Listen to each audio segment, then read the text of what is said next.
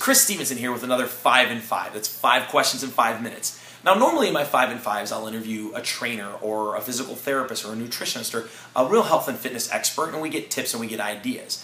This month is a little different. This one is very special. Today I'm going to interview Angelica. Angelica has had tremendous success with her health and fitness goals. So we're going to interview somebody who's taken this incredible journey and gotten some incredible results, and hopefully it will motivate, inspire you, and kind of show you some of the steps it takes to really accomplish those goals.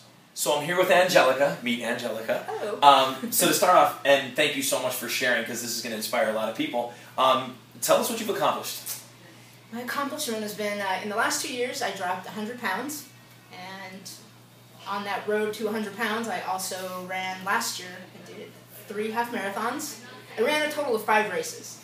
I didn't bring my bling today to show it off. I ran 3 half marathons, I did the mud run, and I did the Sycamore run with the Run Club. Amazing. So in the course of 2 years, 5 races, 100 pounds.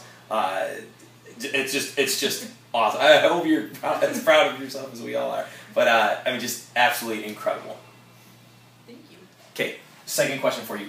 Everybody talks about, hey, I want to do this, I want to do that. Yeah, everybody makes resolutions. Everybody says they want to do stuff. Very few people see the results and success that you have. What do you think the difference is? What made it real for you, where it wasn't just, I think I might want to lose weight? How did this all come about? What made you change?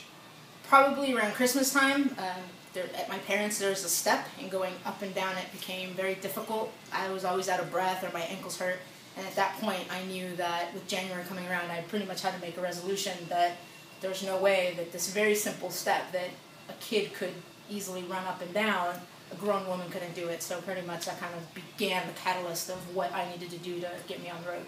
It's important because I think, like I said, most people, everybody talks about it, very few people do it. You're one of those few special people who got it done and got it done in a big way. So I think it's important to share why, what it was that just something clicked for you. Alright, so question 3, we know what you did, we know what kind of clicked in your head to get you there. What did you actually physically do to get there? It really started with, after making the resolution to start, I joined 10-10-10, which was 10 weeks of nutrition, strength training, and cardio that we were prescribed. In the time, once I started seeing the weight come off, I really made, from that point on, a financial commitment to have a trainer an extra day of the week to push me. I really followed the staff nutritionist plans to a T. They were altered for me if I wasn't losing weight, if I maybe was eating too much, too little, different things like that. I did a lot of cardio, crazy cardio. I joined Run Club. I couldn't even run a mile when I started. And I've been taking every single class that Stevenson has pretty much offered, even if it's in the back. I've been there. I've had to try it all out. Because the minute you get bored, you got to switch it up and you got to move it around. And for me, that was one of the successful things, is take all the classes, change your trainers, eat the food that you're told to do, and it all clicked together and it kind of happened before I even knew it. And that's something to remember, folks. What Angelica's saying too is she did some cardio, lifted some weights, and addressed her diet. And in an era of being bombarded by everything that works in 6 weeks with no exercise and a pill and a product and a new piece of cardio and it's supposed to create these unbelievable results. If they're unbelievable sounding, they're probably unbelievable. And what you did was just simply work hard. Very hard. So question 4. One thing I always tell people, I say fitness is simple, it's just not easy, right? Because we just talked. If you do cardio, if you lift weights, if you have somebody help you with your diet, that's sort of just science, and that's sort of the simple part, but it's not easy because the biggest component is up here. Now, in a 2-year change, a 2-year run like you've had, there had to have been obstacles, there had to have been problems, issues. What could you recommend for somebody to really get their head right about this and how to overcome hurdles and just get right? You really have to begin to surround yourself with good people.